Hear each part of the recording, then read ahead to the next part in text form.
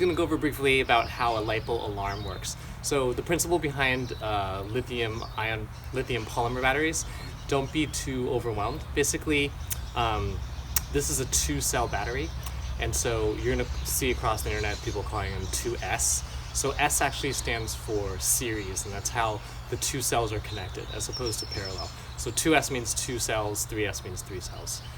So this battery pack happens to be a 2-cell battery, and so what this balance lead is, or what this lead is the balance lead. So basically this tells your smart charger how many volts are in each of the individual cells. So that's important because we want to make sure that the cells for a lithium polymer battery are balanced.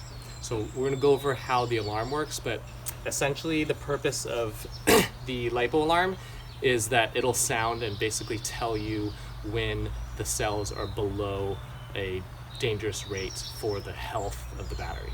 So fully charged, each cell goes to 4.2 volts, and then you don't want to discharge it or use it up below 3.0 volts. So each cell in a lithium polymer battery will be rated at 3.7 volts. So you'll see right here, if you get out of the glare, it says 7.4. So we know that since this is 7.4 volts, there's actually 2 cells in here, each of which is 3.7. So that's kind of misleading because 3.7 is actually the nominal voltage. When you stick it in your charger and you charge it and it tells you how much battery there is, it's actually charging to 4.2 volts per cell. So that's 8.4. So that gets confusing because it seems like this is 7.4, but in reality it's actually 8.4. So anyway, what this alarm does, so basically it's going to be dangerous if you discharge this or use it up such that each individual cell is below 3.0 volts. And you want to kind of keep it between the 3.3 and 3.5 volts range, but 3.0 is fairly dangerous as far as the health of the battery. So we're going to go ahead and show you how the LiPo alarm works. So basically you're going to be plugging in the balance lead, this white thing, into the prongs here. And you're going to see digits show up here. And these 2 things are just the speaker. So I have this velcroed to the RC car, just so that I don't have to mount it each time. But you can do however you like. So basically we're going to go ahead and plug that in.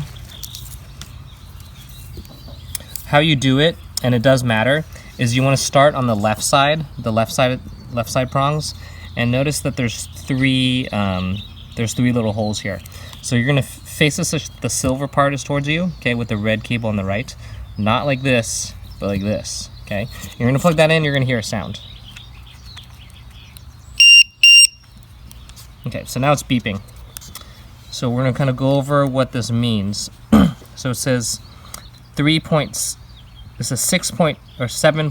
So when you see the 7.61, that is how much voltage is in the entire 2 cells. And this LiPo alarm will tell you how much voltage in each individual cell. So the second one is 3.79. The first cell is 3.81.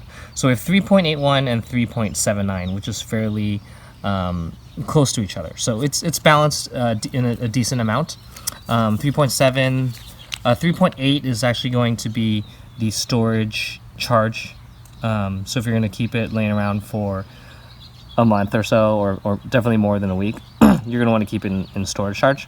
So again, 3.81, 3.8. So this is perfectly in storage charge right now. So what we do is we can press this, there's a little button on top, and if you press that a few times, you're going to see it toggles through. So when it says off, it means that the alarm is off, not functioning. Let's go back there. So in the off mode, the alarm's not on at all. So this will tell you when the LiPo's discharged to 2.7. So 2.7 is not healthy for the battery. The lowest you want to go is 3.0, but that's kind of cutting it tight. So I normally have it about 3.5 or 3.4. That way when the alarm goes off, I still have a couple minutes to play before I bring the vehicle back in. So that's how that works. So when this, right now it's 3.81, 3.79 on the other one. So when this discharges to 3.5, I think I said it at. Yeah, it was 3.5. Then the alarm will make a sound, and then that's how you know when it's time to bring the car back in and stop playing. Because otherwise you don't really know how many volts in each cell, and you're just kind of winging it, which I guess is okay as a father who's just kind of playing not as regularly, but every now and then with kids. Maintaining a LiPo battery may be kind of a strain, as if there's not more things for us to do, right? So anyway. So I almost forgot to mention where to buy the LiPo alarm. These actually cost anywhere from $1.20 shipped to about $2. So I normally get a lot of my stuff at Aliexpress. I'm sure you can find on Amazon or other shops. They'll just cost more, and they'll probably get to you actually a lot quicker. Aliexpress shipping time is like 30 days or more sometimes. But yeah, you can get them for just a couple dollars. I do recommend getting maybe one for each RC, just so you're not having to move them around, and sometimes you're playing with a bunch all at once. So you may want to just get a few for just a handful of dollars.